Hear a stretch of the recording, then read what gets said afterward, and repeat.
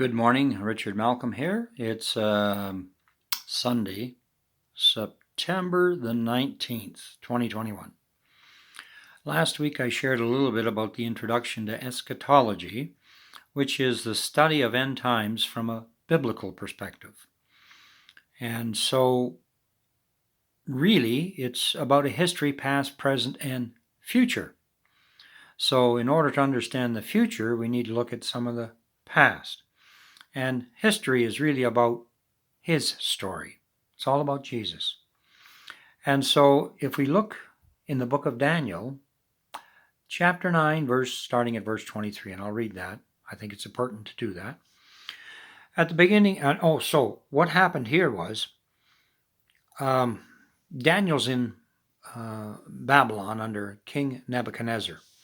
And so he reigned as the Babylonian king, and his reign was from 605 to 562 BC.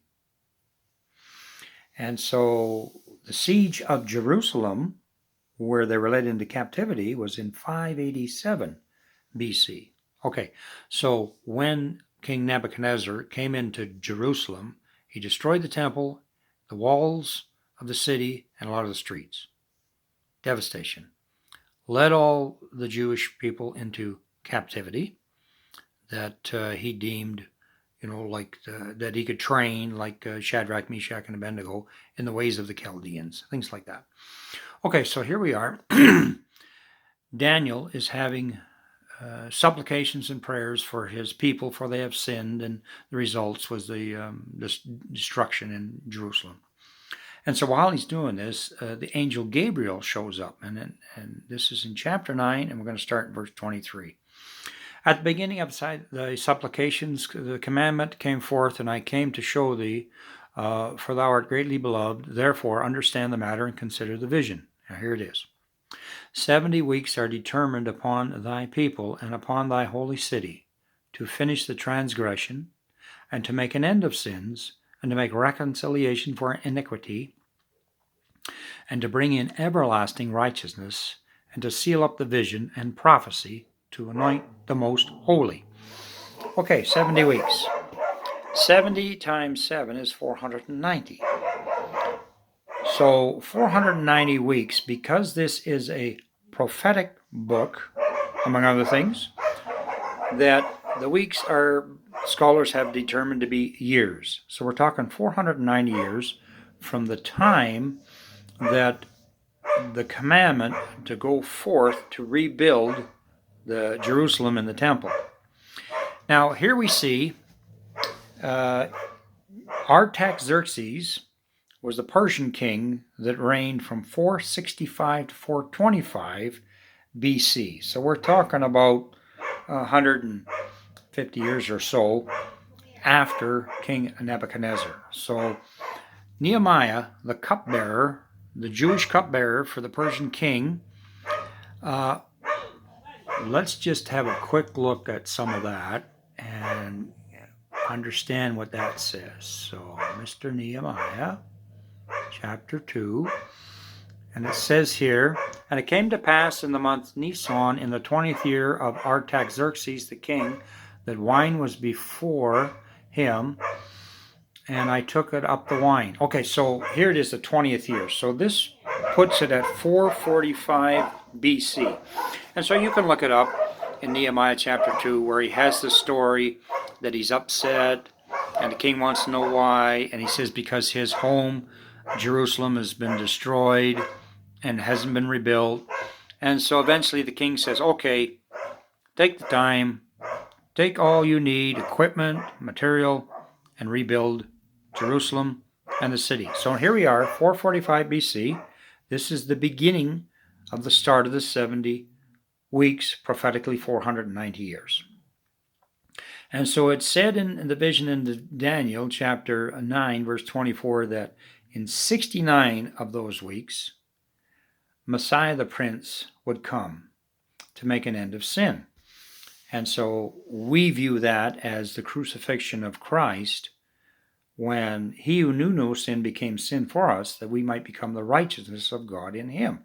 So the sins of mankind were atoned for at Calvary about 2,000 years ago. And so when you figure out the 69 weeks, now we have a Gregorian calendar, which gives us 365, and every 4 years, an extra day. So it figures out a leap year. So it figures out to 365 and a quarter days a year. The Jewish calendar, however, went by 360 days. So our 69 weeks, or 69 years, would be, 69 weeks, 483 years, prophetically. Then if you look at the different calendars, it actually measures up to R31 AD. And some scholars note that this is the exact time that Jesus, you see, he was born around 2 BC, and it says in Luke, he was about 30 when he started his ministry. And so it says that the prince would be cut off, Messiah prince would be cut off. So that was his crucifixion. So to the exact day, he rode into Jerusalem the week before. In Zechariah 9:9, it says, "Behold, your king cometh riding on a donkey, the colt of a donkey." And in Matthew, where is it here? Matthew 21, verse 5, it says the very same thing, that he came into Jerusalem on Palm Sunday riding on the colt of a donkey, a young donkey, never been ridden before. So it's very prophetic, and it tells us a lot that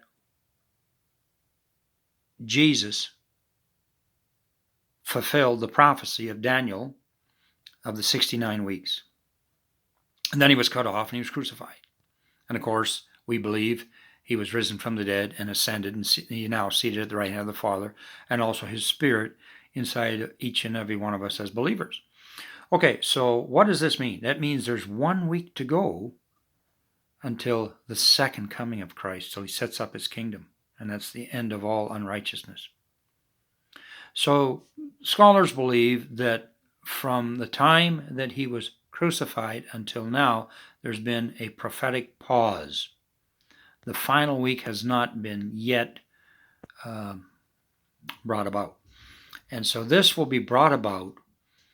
It says that, I think it's in later on in Daniel chapter 12, it says that the Antichrist will set up a covenant for 1 week. And I'm going to have to assume that's with the Jewish nation. And so that's what the reference is to. And then halfway, midweek, prophetically 3.5 years, he will make the abomination of desolation that Daniel talks about. And he'll set himself to be up as God, and he'll cause the sacrifices to cease. Well, now, there's no sacrifices possible right now because there's no temple built in Jerusalem like there was before. So there's a belief that there's going to be a temple built, and they'll reinstitute the daily sacrifices, the Jewish nation. And of course, in this day and age, you can put something up quickly in construction, whereas it took 49 years to build the second temple that was destroyed. Or the temple, Solomon's temple was destroyed by Nebuchadnezzar. Okay, so what does that mean? That means that in Israel, I've heard that they have priests that already are knowledgeable in the ways of the different procedures on how to do the sacrifices to make it kosher. And they've all also got the red heifer that they need to sacrifice, and a lot of the meat hooks, etc., of the temple. So I believe we're in the final days, and these are just some of the indications. And when we get together next week, I'll continue with some more signs and events that are yet to take place based on what Scripture says. So Daniel's 70 weeks, 69 have already been completed, 1 week to go. So be in preparation for what's yet to come.